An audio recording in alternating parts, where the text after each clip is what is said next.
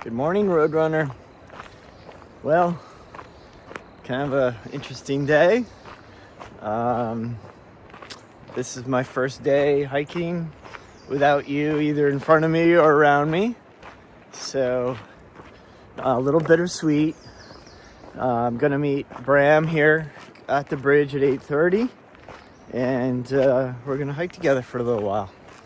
Hope you have a great trip back to Vermont, and I'll take you up on some trail magic when we get to Vermont. Over and out. Little family of Canadian geese this morning. Very nice. Enjoying a wonderful sunny Monday morning here in West Virginia. About to head over to Maryland. Okay, you know how I love this stuff. This is a recreation of an 1800s street. And you can see, you got the shoemaker, the grocery, the bakery, and this is cool. I love Harper's Ferry. What a wonderful place of history and beauty. So very briefly, this is where the arsenal buildings were in the 1800s.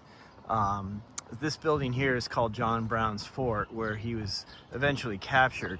It was actually moved. It was sitting up there where that stone pillar is, but they moved it down here. But that's the actual building where he was captured. And you can see just a really cool restoration, of this area. Above that hill there was the main factories for building munitions. This is where they stored them, and this is where he was captured. This is really cool stuff. All right, so this is to my left is the Potomac River. This to my right is the Shenandoah. The confluence of those two rivers come together here and join to make the Potomac as it goes into, the Washington, D.C. area. Looking back behind over here, this is the bridge we're going to cross to get over to Maryland, and looking back into the town of Harper's Ferry. Briefly, the story of Harper's Ferry is that the abolitionist John Brown was so outraged with slavery, he finally wanted to take things into his own hands. In order to do so, he needed munitions. The National Musicians Arsenal was located here, right under this bridge here. So he attacked the bridge with his sons and some former slaves, and they tried to steal the munitions that were here. Didn't go so well. He eventually was hung, but what happened is it spurred the movement to end slavery in the United States, which eventually led to the Civil War. So if you wanted to say where the Civil War really started, it was right here at Harper's Ferry. It's a really cool piece of history.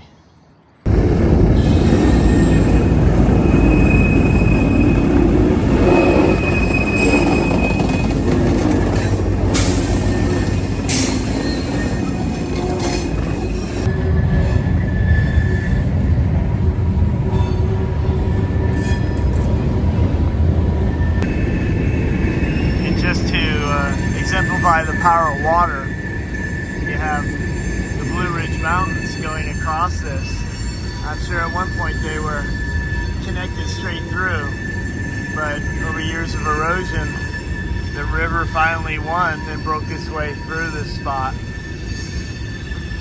I think they said it was like, a fingernail width a year for hundreds of millions of years. And we have our first Bram sighting this morning. Right on time, 8:30. Gonna head out together. Morning. Conquer Maryland together. Hell yeah. So we're following the Potomac to our right. This to our left is the old canal. This is all grown in now. And then this road would have been where they used the horses to pull the barges down through the canals. But it's seen better days. But we got some nice stretch of flat, straight trail ahead of us. So here's a better example. Potomac on the right, and then this dike, and then the canal over here. You can see the canal is all green and nasty. But this is how they got goods and services down to Washington, D.C. Right here. There are a lot of trains in these parts of the woods. So I'm here obviously getting out of Harper's Ferry and ran into Bruce. Bruce hiked the trail in 1985 with 3 of his friends. He said his pack was 40 pounds plus, and he lives here in Maryland and recently retired and enjoying the trail, right? Yep. And guess where he's from? New Hampshire. So I know he's a good guy.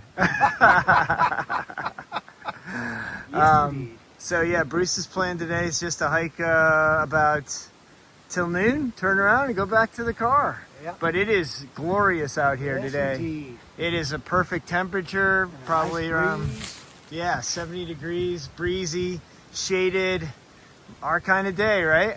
Yep. Over and out. You know, one of those things is just appreciating what you have and knowing it when it happens. And this is one of the best weather days we've had on the Appalachian Trail. It is just 70 degrees, nice breeze. We're in the shade. Oh my goodness. Yeah, it doesn't get much better than this. Hey Roadrunner, guess what? Guess who I found? These people have been following you and Sixpack, and they took the Sixpack in and did some slack packing. So please introduce yourselves. I'm Mike Foster. I'm Eskaya Foster. And I'm just Sarah Foster. Yeah, and you had a great time with the Oh Sixpack. my they were gosh, awesome. Amazing. It was amazing. They're wonderful people. Yeah. So they're past Duncannon now? They were through Pine Grove on Thursday, and I know they did 20 yesterday. Okay. So I don't know if they're all the way to Duncannon yet, but they're fast, that group. Yeah. They're making good miles. Yeah. Well, thanks so much for stopping me today. It was great meeting you guys. It was so fun meeting you. Take care. Yeah, just a very strange day. You know, obviously it's just perfect out here, but you know, it's a sad day too, knowing that that's the end of hiking with Roadrunner. Truly an honor and a pleasure to have met her, and the friendship was, you know, unbelievable. She's helped me a lot, and yeah, you know, it's just mixed emotions today. I'm sure, you know, we'll see her again when I get to Vermont, but just it's different going forward. So I wish her well. She's one of those people that are gonna, you know, accomplish great things in life, and I look forward to watching her. And you know, I think, you know, whether she starts a hostel or a gear shop or whatever she does, you know, she does have a love for the trail, and I'm sure somehow it's going to be associated with that. So yeah, exciting, sad, wonderful, all mixed emotions today. The trail doesn't really get much nicer than this.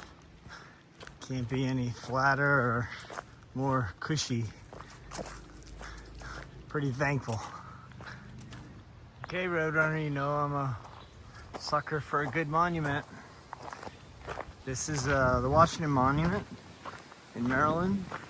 It was the very first monument to Washington, preceding the obelisk that's in the mall at Washington. This was built in 1827, so 51 years after the signing of the Declaration of Independence.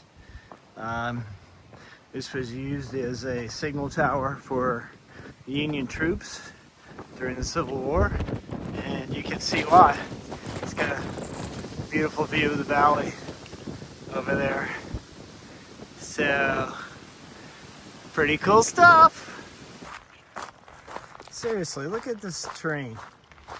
I think this is the easiest terrain we've had so far.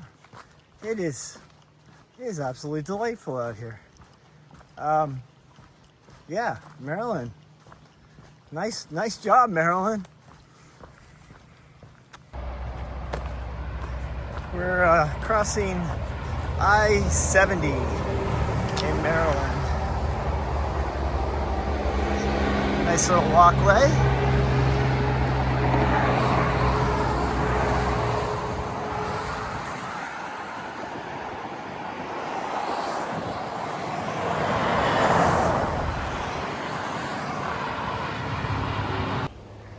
So on June 13th, 2022, I believe a Miss Roadrunner stayed here at Pine Knob Shelter, and she may have stayed like right in here, where I'm gonna stay.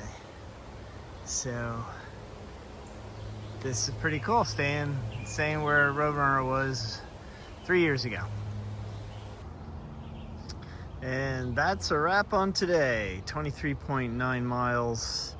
Call it a day in out of Harper's Ferry to here. We'll see you tomorrow.